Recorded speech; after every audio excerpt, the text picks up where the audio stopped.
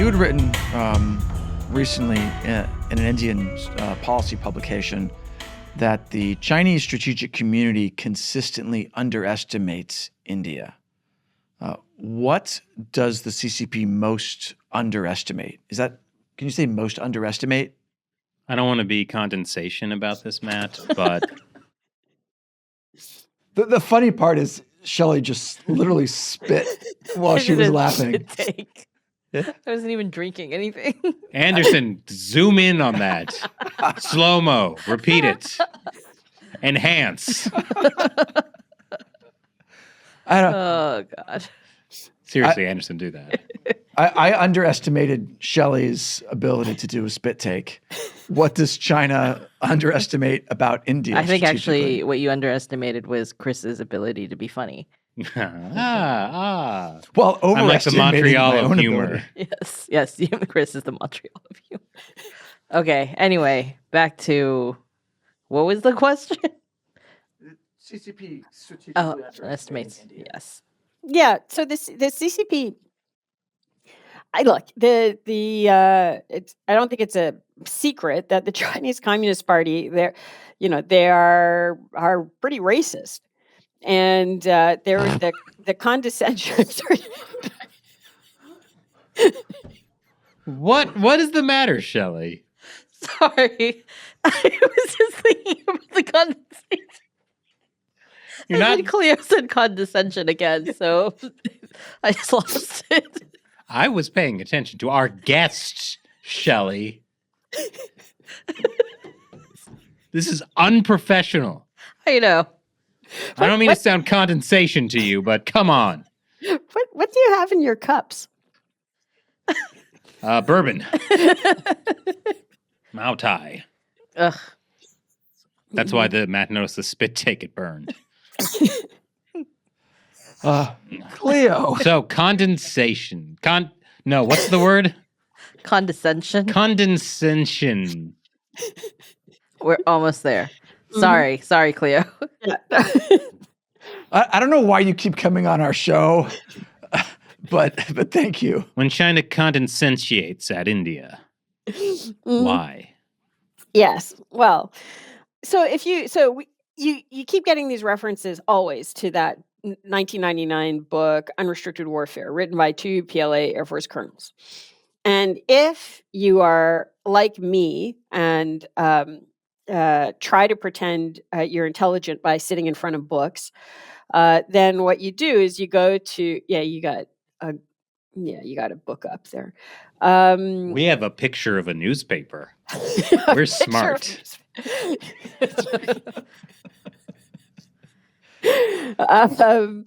Then you look at their footnotes and you see who they're referencing. And Unrestricted Warfare references all of the Western strategic texts that you'd imagine, Clausewitz and whatever, and Machiavelli, and the Chinese strategic texts, and not a single Indian strategic text.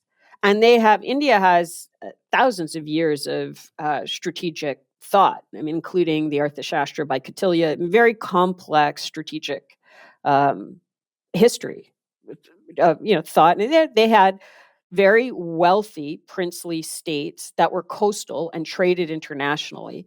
And so, of course, they developed complex geopolitical views and ways of interacting, which are completely missing from Unrestricted Warfare. And part of it is, I think they're just racist. I think they just didn't think that there was, anybody. They just saw the West as being a competitor. They didn't see India as potentially being an intellectual equal or competitor, which is kind of ironic because, of course, some of Chinese culture came, from India, especially around Buddhism and things like that. But what that does is, and I think that it probably played into what happened in Galwan, because what happened in Galwan was this border clash that Matt talked about, where the Chinese troops attacked an Indian patrol and killed the commanding officer. And I think it's likely they thought, you kill the commanding officer, the Indians will run, because that maybe they were projecting. Maybe that's what would happen in a Chinese unit, in a PLA unit. But what happens on the Indian side is that relationship with the commanding officer is almost like a parent to the children. And there's incredible devotion, and they regroup and counterattack with absolute ferocity and dedication and intelligence and training. I mean, estimates are they killed probably at least twice as many PLA. Although the PLA never announced the full number of the dead, which gives you a good idea of how validating it is to be a member of the PLA, because your death is just an embarrassment to your government. Whereas on the Indian side, every one of those 20 who died was commemorated. People knew, people cared, that sort of thing. So I think that they just have underestimated the depth of complexity, intelligence, grit, and focus within the Indian military and the Indian strategic community. And at the same time, the Indian military, since Galwan, has been completely redesigning itself.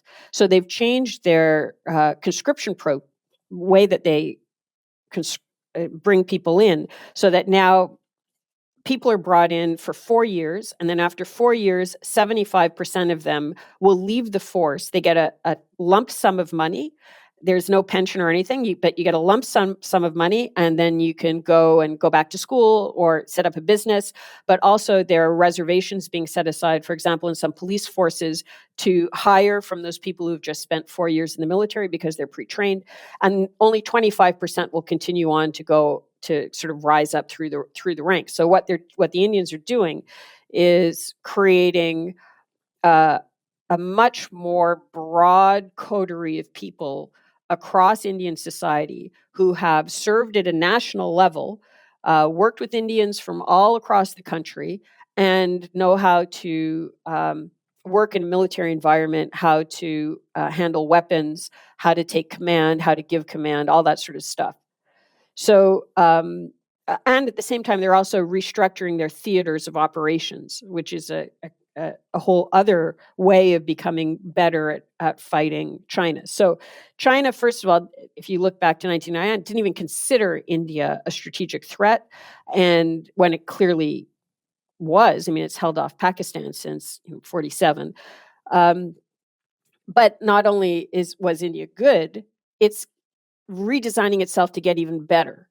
And I'm not sure the Chinese Communist Party or the PLA really knows how to even understand what's in the heart of an Indian member of the military. Their devotion to country and community, built up from their devotion to family, gives them a level of commitment that may not be there in the average PLA soldier or Marine or member of the Navy or whatever.